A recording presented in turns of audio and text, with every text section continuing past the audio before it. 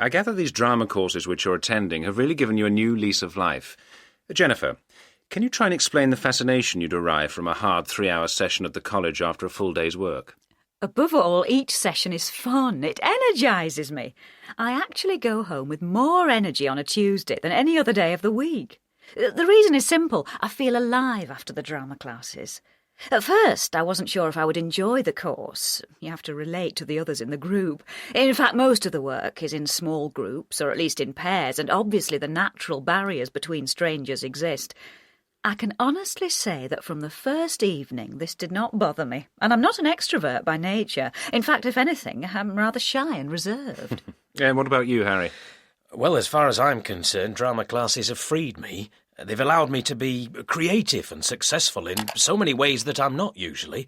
I particularly enjoy the sessions when we just create something out of nothing.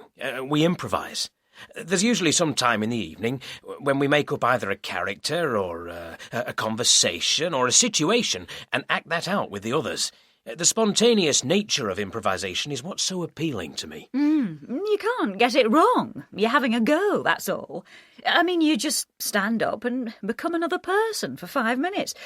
Perhaps you're like yourself, or totally different, that doesn't matter.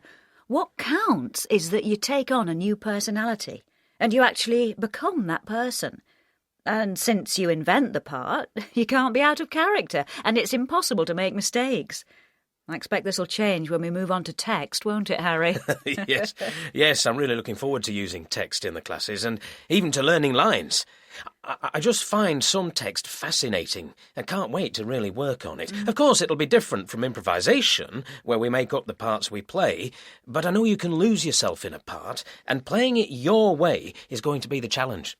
Obviously, a specific part will be open to interpretation, and a director may want you to do it in a certain way. Imagine playing a Shakespearean hero or heroine.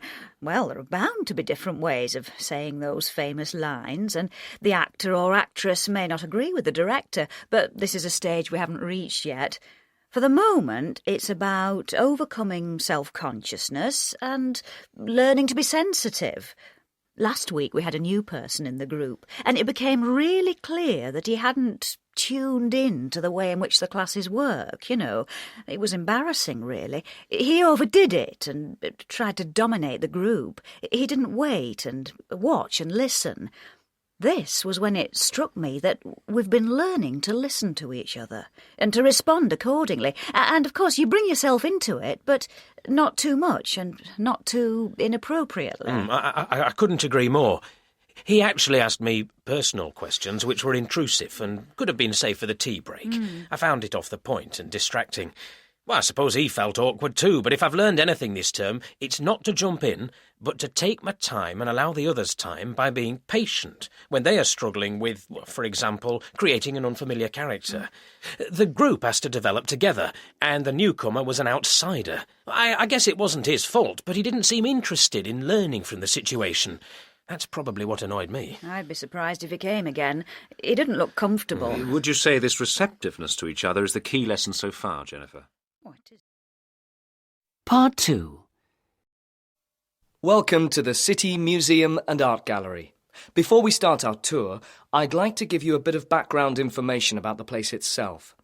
The museum was founded in 1849 as a home for the collections built up over the years by the local cultural society, and is one of 7 museums owned by the City Council. Its collections of dinosaurs and mummies are well known, and it also has one of Britain's top 5 exhibitions of natural science. Unfortunately, not all areas are open to the public at the moment. In the cellar storerooms, for example, there are, amongst other things, display cases full of butterflies and many others full of birds. Upstairs, there's a section designed especially for children, for those of you who are interested, where young people can dress up, draw pictures, and find out about the museum at their own pace. It's called Let's Interact. And there's more noise there than silence, as you might imagine. But we find this to be a successful way of attracting children to museums. Let's face it, museums in the past have been boring, rather stuffy places for children and indeed adults to visit. The picture galleries, which we'll be visiting later, boast a fine collection of drawings, prints and woodcuts by German artists, and the art collection is arranged thematically rather than chronologically. The themes we shall see are colour, light, movement, signs and symbols. It's a bit cold here, I'm afraid. I do apologise for this, but I'm sorry to say the central heating needs £1 million refit, which the city can't afford to undertake at the moment. So, if any of you are millionaires and feeling generous today, please see me after the tour. Now, if you will just follow me to the end of the Grand Colonnade, we'll turn right into the first exhibit room on the ground floor. Now, this room houses the Rutland dinosaur. As you can see, it's 3.5 metres high and 14 metres long, quite an intimidating sight. This Citiosaurus, as it's called, was found in England's smallest county in 1968. The creature loped across the countryside 175 million years ago and is the most complete example of the breed discovered to date. Most of the neck, some of the spine and a bit of the tail were found in Rutland. The rest of the tail is polystyrene. For those of you who prefer your dinosaurs on a much more human scale, there is a much smaller 200 million year old Pelosaur over there. Now, if you'd like... Part 3. I'm sitting here, rather uncomfortably, with designer Lucy Collett. Lucy, you're an architect, really, but an architect with a difference. Yes, I specialise in small buildings. And we're in one of your buildings now. It's a treehouse, and we're perched on child-sized seats 2 or 3 metres above the ground. In fact, I was commissioned to design this house by my neighbours for their children. I don't like heights, but I loved the challenge of weaving the house in amongst the branches. You can see there are several stories with stairways between them. I'd have given anything for a house like this when I was a child. Yeah. What started you off on this type of design? I've always had a passion for small buildings. Playhouses, of course, when I was a little girl. Then I found a book about historical telephone boxes, which fascinated me. When the telephone was an amazing new invention, money was poured into the designs of public phone boxes. They were all sizes and styles. There were some that looked like rustic cottages with thatched roofs, others like Chinese pagodas, one like a sort of Greek temple. Some were quite luxurious with chairs, and people used to go in there to play cards. But it didn't last long. They had to be standardised and made more practical. You went to architecture school. Yep. Did you know you were going to work on this small scale? Yes, my final year project was on small buildings in an industrial context.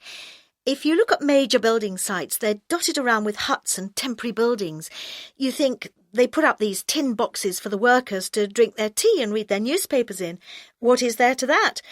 Well, they've all got to conform to safety standards, and why shouldn't they have some style as well? I designed them to look better, and also to be put up and dismantled more quickly. I worked on durability of materials, comfort, and so on. Where did you get your inventiveness from? I don't know. I think I'm more practical than inventive. My parents were market stall holders. They had a really cumbersome stall which took them forever to put up. All the market people started setting up about 4 o'clock in the morning. It was freezing, back-breaking work, and it drove me mad when I had to help them. I was visiting some clients abroad a few years ago and saw some brilliant stalls in their local market. They were little metal folding houses, completely waterproof and enclosed with plenty of display room. At the end of the day, you could lock them up with the goods safe inside, or you could fold them flat and cart them off to the next town. I did drawings of them and made one when I got home, but I haven't sold it. What have you done that you're most proud of? I suppose everything I've done is a variation on a theme, so it's hard to pick anything out. But I did get an award. The Newspaper Sellers Association gave me a prize for a design I did for street corner kiosks. You know, those cute little buildings with display windows on 3 sides.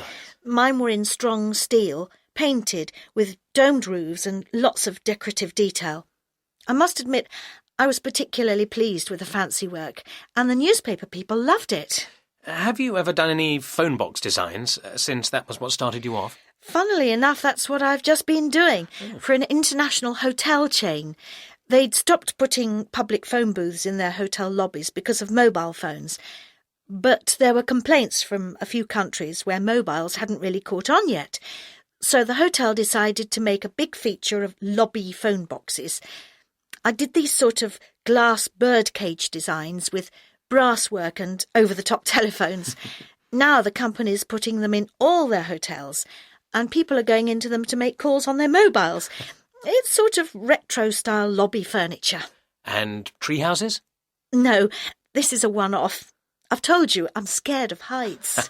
OK, shall we let down the ladder and go home? Thank you, Lucy. Part 4.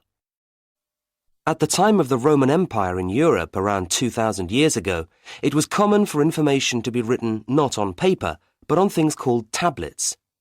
These were pieces of wood about the size and thickness of a typical modern envelope. Hundreds of such tablets have been unearthed from archaeological sites throughout Europe and the Mediterranean world. Nearly 200 were found in one Roman fort alone. And like most of these discoveries, they have been placed in public collections, mainly in museums in Northern Europe, to be viewed, but not, unfortunately, to be read. This is because, although in some cases traces of writing can still be seen, most are now illegible to the naked eye. But that's all soon to change, because archaeologists hope that with the help of new technology, their secrets may soon be revealed. Many of the tablets took the form of legal documents and letters written by Roman soldiers. An example, now at the British Museum, bears the name of the person who wrote it and the name of the person who received it, plus the word transportation, which you can just make out. But the rest remains a mystery. Now, with the help of computer techniques, experts hope eventually to be able to read the whole letter. Professor Mike Brady, a leading figure in what's known as computer vision for many years, admits that this is the hardest project he's ever worked on. But the excitement of seeing the latest ideas in computing applied to such a very ancient problem has the archaeological community buzzing. So, in simple terms, why has the writing been preserved? And how will it be possible to undo the aging process? Well, the tablets were made with thin, hollow panels cut across them. Wax was poured into these, and the text was then written into this soft surface using an instrument with a fine metal point. In virtually all cases, the wax has perished, and all that can be detected on the surface of the tablet underneath are scratches. These are too faint to be read because they are distorted. For some time, scientists have attempted to study them with laser photography, but this has proved fruitless. However, it is now hoped that by enhancing images of the tablets on computer, their original messages will become legible again. If this is the case, a whole new source of historical information will be opened up, and this promises advances and new knowledge for many decades to come.